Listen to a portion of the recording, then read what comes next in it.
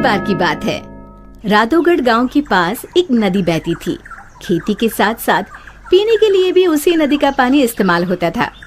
उस नदी में एक चुड़ैल रहती थी।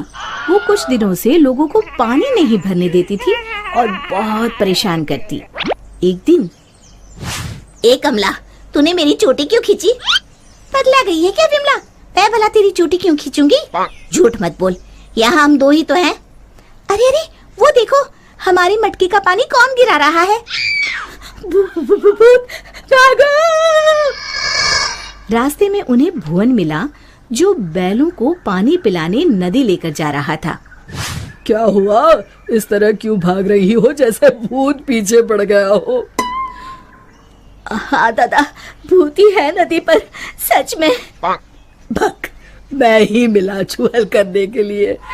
दरन हो गई जिनैया मैं कैसी करूं। अरे क्या हुआ? ये बैल पानी क्यों नहीं पी रहे हैं? और मेरी धोती कौन खींच रहा है? कहीं भूत भागो रे। इसी तरह एक दिन रामू वहाँ से जा रहा था। उसने देखा बीच धारा में एक औरत बड़े आराम से बैठी हुई है। ए, तुम वहाँ क्यों बैठी हो? अरे बाहर आ जाओ, मरना है क्या? उसने पलटकर आदमी की तरफ देखा और फिर जोर से हंसी। तुझे मारना है कहकर हाथ बढ़ाना शुरू किया। वो तेजी से गिरते पड़ते गांव की तरफ भागा और गांव आकर लोगों को बताया। हाँ, उस दिन मेरे बैलों को पानी भी नहीं पीने दिया उस चुड़ैल ने। हमारी मटकी का पानी गिरा दिया था। लगता है हमें ये गांव छोड़ना ही होगा। बिल्कुल सच कहा भुवन, मेरा भी यही मन है। गांव के सब लोगों ने गांव छोड़ने का निश्चय कर लिया। भुवन बेटा, हो गई तैयारी? हाँ काका, हो ही गई समझो। मुझे लगता है क्यों ना हम मुखिया जी के पास चले। हाँ, शायद कोई उपाय निकले।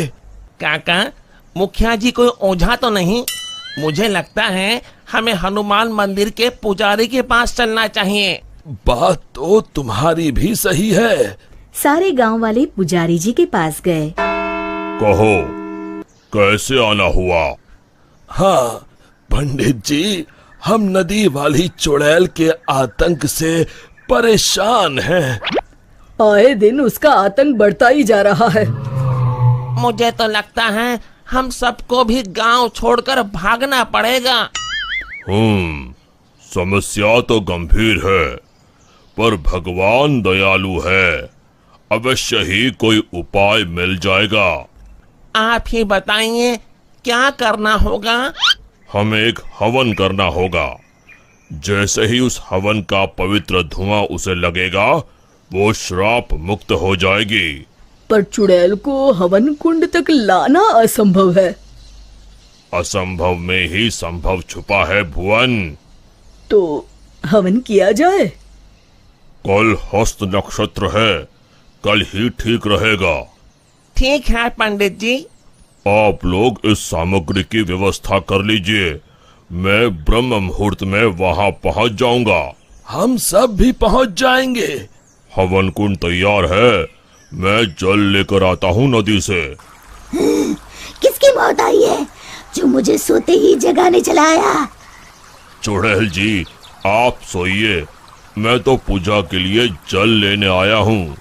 ये नदी मेरी है, इसका पानी भी मेरा, समझे? और हाँ, अपनी अकल को प्रसाद के जैसे बांटना बंद करो, समझे? पर क्यों चुड़ैल जी? क्योंकि मैंने ऐसे कहा। अब चुप, एकदम चुप। चुड़ैल जी, क्यों ना एक शर्त लगाई जाए। जो हारेगा उसे दूसरे की बात माननी पड़ेगी। बोलो, मंजूर है? तुम साधारण गांव वाले मुझ जैसी ताकतवर चुड़ैल से शर्त लगाओगे?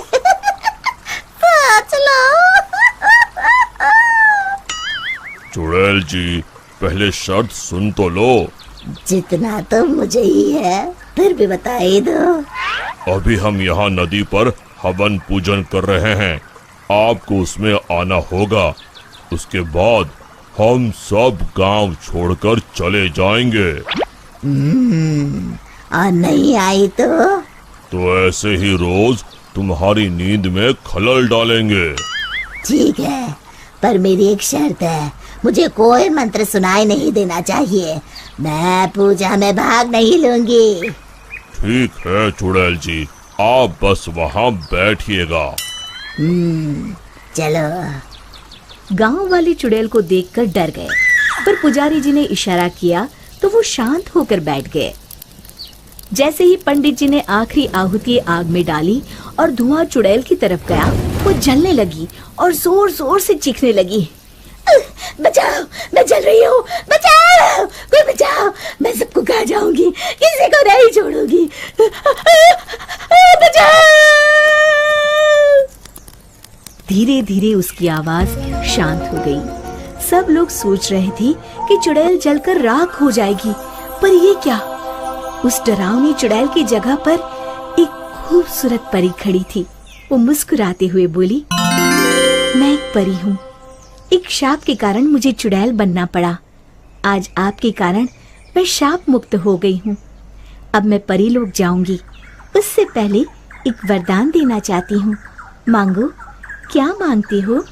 अगर कुछ देना है तो ऐसा वरदान दो कि इस नदी का पानी कभी न सूखे।